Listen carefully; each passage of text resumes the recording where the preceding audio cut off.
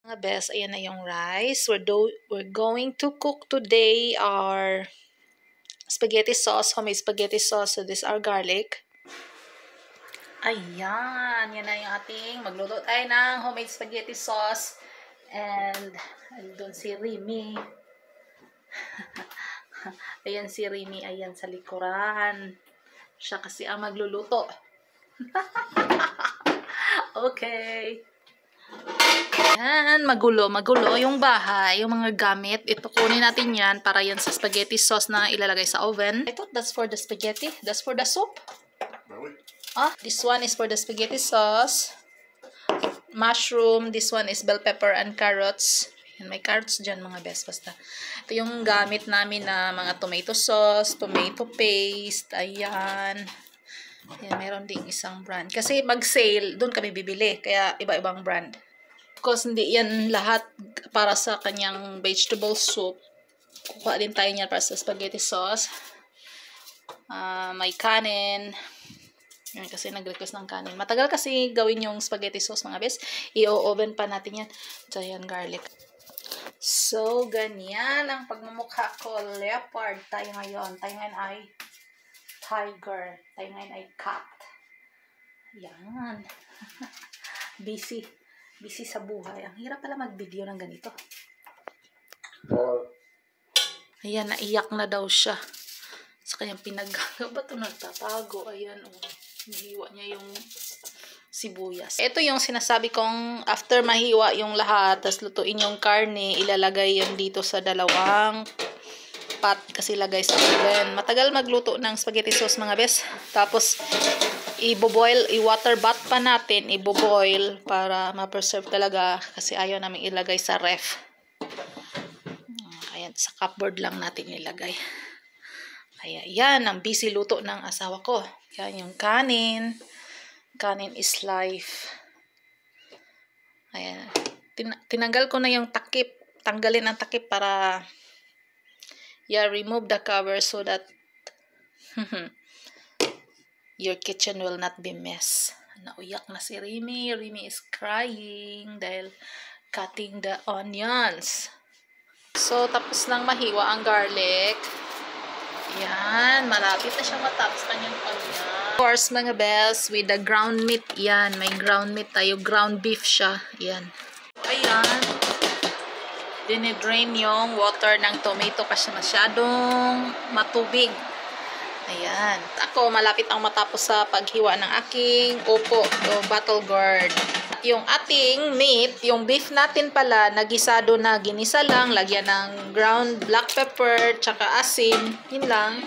Tsaka ang nagpapapreserve pala nito mga best is yung yung mga ganyan, dilata, may preservatives na yan. At tsaka itong tomato din natin, medyo blurred Ayan. Ito kasi, mayroon siyang, yung klaro. Hanap tayo ng klaro. Nakita mo yung on top. Yan ay celery seeds, tsaka sugar and salt, and onion powder. Yan yung nagpa-preserve nitong aming nakabatol na tomato. Ayan, dinidrain kasi masyado maraming tubig. So, walang, ito lang. Kung nagpa-preserve itong mga can, ganyan. Tas yun nga, iwa-water bath natin para mas ma-preserve siya. Ayan yung tomato sauce at tomato paste. Maghuhugas na yan si Rimi dyan. Ayan, sa dishwashing machine. Ayan yung tomato, dinidrain. 2020 pala ito mga best. Ayan, makita nyo. 2020 na stock. Yan, hindi yan siraha yung nasa ibabaw dyan. Yan yung ngayon celery seeds. Kasi yung celery, nagpapasarap yan sa mga niluluto. Ayan. So, he's putting na the tomato. Yan na yung na-drain na tomato. Kasi, magsasabaw pa yung ating carrots, yung mga gulay, yung mga onion, yung bell pepper. Lalo na yung upo, magtutubig pa yon, magsasabaw pa. Kaya, mas mabuting i-drain yung tomato. So, ayan mga best. Kaya pala binibilang kung ilan ang nabuksan na tomato kasi dalawa. Ito isa. Ayan, para pair, pantay-pantay. Tsaka yan, dalawang tomato paste, isang malaking tomato sauce. Pero ito, malaki na tong tomato sauce. Kaya pala ganyan. Sabihan ako, huwag mong ihalo to doon. Ay, kaya pala. Diyos ko. So, ayan. Di ba? Nag-recycle pa ng Tostitos na can. Oh, ganun. Sabi nila, huwag kayong mag-recycle. Ba? Bahala sila.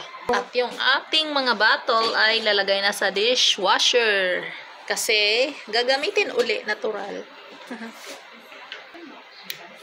Ayan. So, ayan na. Ilalagay na sa kabila yung tomato paste at tomato sauce. Ganyan lang siya. Kaano yung consistency. Magtutubig pa naman yan kasi yung onion, 'di ba? Yung carrots taka yung opo. Kaya ganyan lang siya. Tsaka may basilic dyan.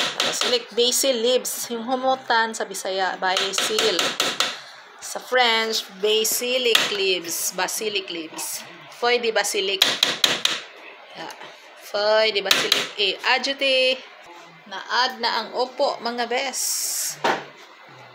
So, yan na yung consistency, mga bes. Hindi siya masyadong matubig kasi magsasabaw pa talaga yan dahil sa may onion, yung opo pa, carrots, yung mga gulay, magsasabaw yan.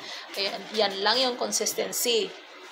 Kung gusto mong maanghang siya, lagyan nyo ng sili. So, ganyan ang consistency niya, ha? Lagyan nyo ng sili, tsaka yung bay leaves pala, feuille de laurier in French. Laurel leaf. Oh, yan, bay leaves. Oh. Yan. So, ayan yung feuille de laurier. Bay leaves lang. Yan lang. Ganyan lang ilalagay namin. Yun lang. Tapos, lalagay na yan sa oven. Hantayin na lang natin. After 3 hours pala sa oven. 350 degree Fahrenheit siya. Ano yun? 150 Celsius? Hindi ko na alam. Basta 350 degree Fahrenheit, mga bes. At next natin, after ng 3 hours sa oven, water bath na tayo. Yan, hinahide niya sa ilalim yung bay leaves. So, ayan, minimix na ni Remy yung spaghetti sauce kasi after 1 hour na siya. So, nangangamoy na nga, amoy masarap. So, tingnan nyo yung liquid. Lumabas na yung liquid ng mga onion, ng carrots, ng bell pepper at ng upo. So, nadami na yung sabaw. Tamang-tama lang talaga na tinanggal natin yung tomato juice. We remove the tomato juice, so it's just right consistency. As you can see, the liquid from the vegetables are going out. So we will put back this one again in the oven because takes 3 hours for this one to put in the oven. Your spaghetti sauce. It's yummy daw, pero missing pa ng spice. Hanap ng spice. Yeah, that's chili. You want more chili? Oh, the fresh one there. We have fresh chili here, honey. That's fresh chili, Chloe? This one, we will fresh chili. Ayan, nahinog na sila, mga bes. Take one or two. Fresh chili. Ating chili ilalagay sa ating spaghetti sauce. Cut that daw. So, that's the chili. I'm removing the seeds and that's it. So, put that. Then, yeah, you mix. Then, another one here. Chili. Mix. Mekos. Clean na yung ating bottle. Ito naman, ilalagay na natin itong spaghetti sauce. Ganyan. Siya, itong isa. Ganyan din. Oops. Basta ganyan. Ganyan siya, mga bes. Medyo sticky siya ng konti.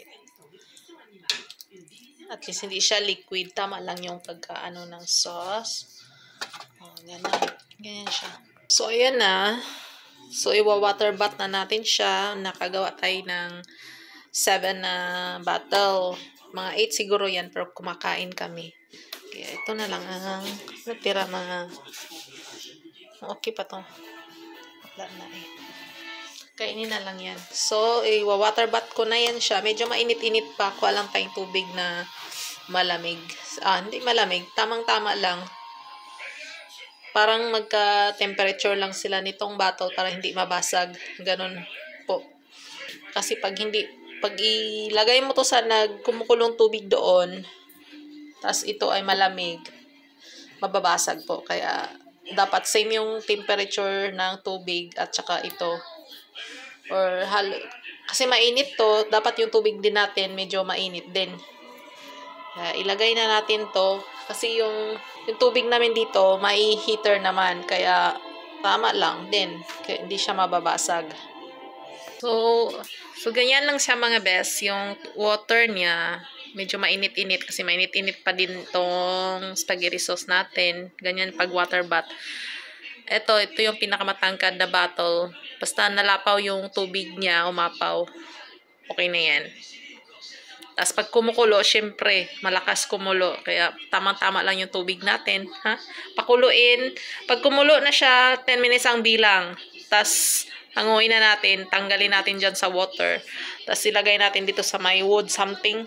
Huwag natin ilagay dito sa yan ceramic kasi mababasag. Okay? That's it. Waiting na lang tayo hanggang sa matapos kukulo 10 minutes. Gayon. Maririnig natin yung mga poop-poop. Tapos, magsisealed yan. Ganon ang preserve ng canned goods ganyan tomato sauce na hindi natin ilagay sa ref. Ganyan ang ginagawa namin.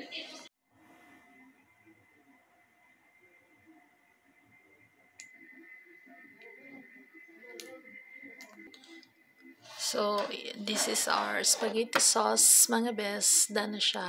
Yan, lalagyan ng date talaga. November 18, 2023. Ayan, nakasale na. Nakagawa tayo ng 7 bottles of homemade spaghetti sauce. Check. Our ketchup there. And here is our tomato canned, whole tomato canned. Yeah, thank you for watching. God bless us all. Bye.